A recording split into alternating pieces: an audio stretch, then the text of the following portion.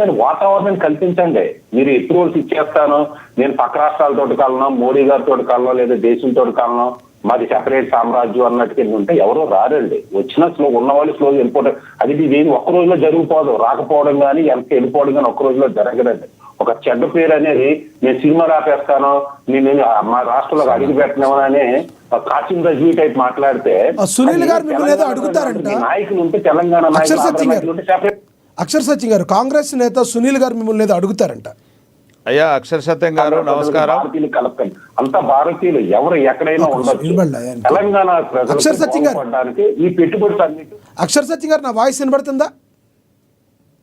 హక్కులు అర్హతలు తెలంగాణ ప్రభుత్వానికి, తెలంగాణ ప్రజలకి, తెలంగాణ అందరికీ ఉన్నది. దీంట్లో తెలంగాణ వచ్చి మంచి అక్షర్ సత్యం గారు, అక్షర్ సత్యం గారు నా వాయిస్ వినబడుతుందా మీకు? నా వాయిస్ వినబడుతుందా? కాంగ్రెస్ నేత సునీల్ గారు మిమ్మల్ని ఏదో ప్రశ్న అడుగుతారంట. అడగండి సార్. అయ్యా అక్షర్ సత్యం గారు నమస్కారం. ఆయన మా వాయిస్ నాకు వింటుంటలేదు సార్, ప్రశ్న మీరు చెప్పండి నేను చెప్తా. సరే, ఇప్పుడు క్వశ్చన్ అడగండి. ఒకటండి, ఇవాళ మీరు ఇంకా కూడా ఒక సమైక్యవాదిలాగా పెద్దల మాట నాకు వినిపించడం లేదు. ప్రశ్న మీరు చెప్పండి సార్. ప్రశ్న అడగండి. ఇప్పుడు ప్రశ్న, మీరు ఇంకా సమైక్యవాదిలాగా మాట్లాడుతూ ఉన్నారు. ఇలా పవన్ కళ్యాణ్ గారిని కాంగ్రెస్ నేతలు కావచ్చు, పెద్దలు కావచ్చు మాట్లాడడానికి రేవంత్ రెడ్డి గారి పట్ల కానీ, కాంగ్రెస్ ప్రభుత్వం పట్ల కానీ, తెలంగాణ ప్రజల పట్ల కానీ పవన్ కళ్యాణ్ అనేటైనా మాట్లాడిన మాటలను మీరు సమర్థిస్తున్నారా?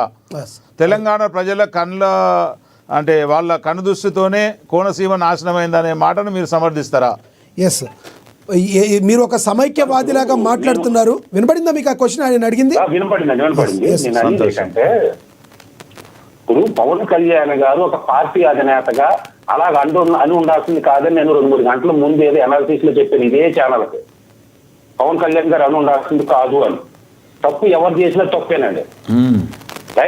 ఏదో ఎంతూజియాజంగా ఫ్రెండ్లీగా అంటే వేరండి, పని కట్టుకొని అన్నాడు. రెండోది, పవన్ కళ్యాణ్ గారు ఎందుకన్నారంటే కేసీఆర్ గారు కానీ, కేటీఆర్ గారు కానీ తన 5-10 సంవత్సరాల అధికారాన్ని కంపేర్ చేస్తూ ఇదిగో మా సిరిసిల్ల కోనసీమ కంటే బాగా డెవలప్ అయింది, ఇదిగో మా తెలంగాణ కోనసీమ కంటే బాగా డెవలప్ అయింది అన్నారు. కాబట్టి ఆయన ఏంటంటే అత్తమాన్ కోనసీమ అన్నారు కాబట్టి దిష్టి తెలిసింది అన్నారు. అది మీరు అంటే మీరు పెద్దలు, మీరు నాలాంటి చిన్నవాడని మాట్లాడి కానీ ఒక పార్టీ అధినేతగా అని ఉండాల్సింది కాదు. నేను గతంలో చెప్తాను, ఇప్పుడు చెప్తా.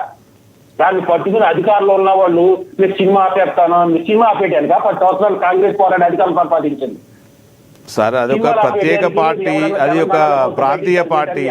మేము జాతీయ పార్టీగా మీ ఆంధ్రప్రదేశ్ లో కూడా మా కాంగ్రెస్ గెలవాలి, మనం కలిసి ఉండాలని కోరుకుంటున్నాం. మీరేమో ప్రపంచం ఇన్వెస్ట్మెంట్ రావాలా, ఇన్వెస్టర్లంతా ఇన్వెస్ట్ చేయమని కోరతారా? ఇంకో పక్కన మీరు ఆస్తులు తాగలేదు, మీరేమో తెలంగాణకు వస్తే అడ్డుకుంటాం, మీ సినిమాలు ఆపేస్తాం. ఏం సందేశం? ఖచ్చితంగా క్షమాపణ చెప్పకపోతే 100% జరుగుతుందండి. మీ కాంగ్రెస్ పార్టీ మీకేం తక్కువ ఉందో నాకు అని చేస్తూ ఉంది. 100% కాంగ్రెస్ పార్టీలో ఏంది సార్ ఇది ఆధిపత్య ధోరణి? తప్పు సార్. ఈ ఆంధ్ర మీద మీకెంత ప్రేమ ఉందో మీకంటే ఎక్కువ ప్రేమలు మాకున్నాయి సార్. కర్ణాటకలో ఉంటున్నా ఎవరు అడ్డుకుంటలేదే, కొంతమంది తెలంగాణలో ఉంటాయి అని చూడండి. కర్ణాటకలో ఒక మాట అని చూడండి, అడ్డుకుంటారా ఏం చేస్తారు సార్? ఒక్కటండి, ఆంధ్ర మీద ఇవాళ మీకంటే ఎక్కువ ప్రేమ మాకుంది.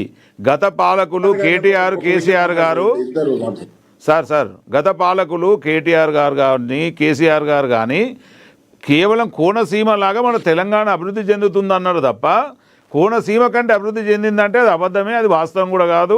అట్లా అనలేదు వాళ్ళు. మీరు రికార్డ్స్ తీయండి. మనం కూడా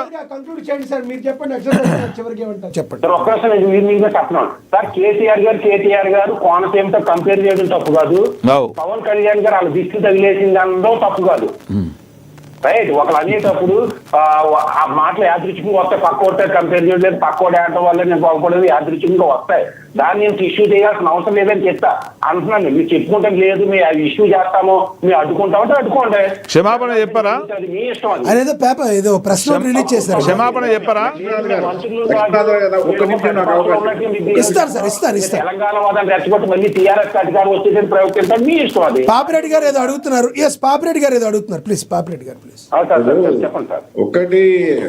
ఒకటి సత్యం గారు, ఒక్క విషయం ఏంటంటే ఆయన పవన్ కళ్యాణ్ ఒక రాజకీయ నాయకుడు, కోమటిరెడ్డి వెంకటరెడ్డి ఒక రాజకీయ నాయకుడు, ఆయనదో పార్టీ ఈయనదో పార్టీ ఏదో మాట్లాడుకున్నారు. దానికి తెలంగాణ ప్రజలకు కానీ తెలంగాణ వాదానికి కానీ ఆంధ్ర ప్రజలకు కానీ ఏమి సంబంధం లేదండి. నేను ఒకటే చెప్తాను, ఆ కోమటిరెడ్డి వెంకటరెడ్డి ఇచ్చిన స్టేట్మెంట్ కూడా ఎవరు పట్టించుకోలేదు. అసలు మీరు మాట్లాడతాను కానీ ఇక్కడ కూడా ఎవరు పట్టించుకోలేదు. అని ఆ పవన్ కళ్యాణ్ మాట్లాడింది అంతకన్నా ఎవరు పట్టించుకోలేదు. మేము పట్టించుకునే పరిస్థితి కూడా లేదు.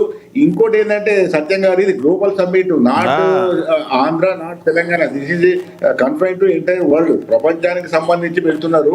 తర్వాత ఒకటి ఏంటంటే ఇప్పుడు ఆయన కూడా మంత్రి కదా, ఆయన అట్లా మాట్లాడొచ్చు అక్కడ నుంచి వెళ్ళి. ఇప్పుడు పవన్ కళ్యాణ్ సినిమా యాక్టరే కాదు, ఆయన మంత్రి కూడా అక్కడ, ఈయన ఒక మంత్రి. బాపిరెడ్డి గారు ఆయన అనంది ఈయన అనలేదు కదా. ఏదో రెండు ప్రాంతాల మధ్య వైమత్యాలు పెరిగినాయి లేకపోతే ఏదో జరిగిందని కాదు. ఈవెన్ తెలంగాణ మూమెంట్ అప్పుడు కూడా ఎప్పుడు కూడా తెలంగాణ రాష్ట్రం కావాలని కోరుకున్నారు కానీ ఆంధ్ర గోబ్యాక్ అనో ఆంధ్ర వాళ్ళు ఇక్కడ దాడులు చేయడము లేకపోతే వాళ్ళు పెట్టుబడులు తీసుకోవడం ఏం చేయలేదండి. మీరు ఇక అవన్నీ కూడా మర్చిపోవాలి. ఒకటేంటంటే ఒకవేళ పవన్ కళ్యాణ్ అట్లా మాట్లాడినా కూడా అది తప్పైతుంది, కోమటిరెడ్డి వెంకటరెడ్డి మాట్లాడినా తప్పైతుంది. రెండోది ఏంటంటే ఆ విషయాలు లేవు. ఇప్పుడు దాదాపుగా నేను తెలంగాణ ఉద్యమంలో మేమే మొదలు చేసినాం, మన తెలంగాణ ఉద్యమం వచ్చేదాకా కూడా ఉన్నాం.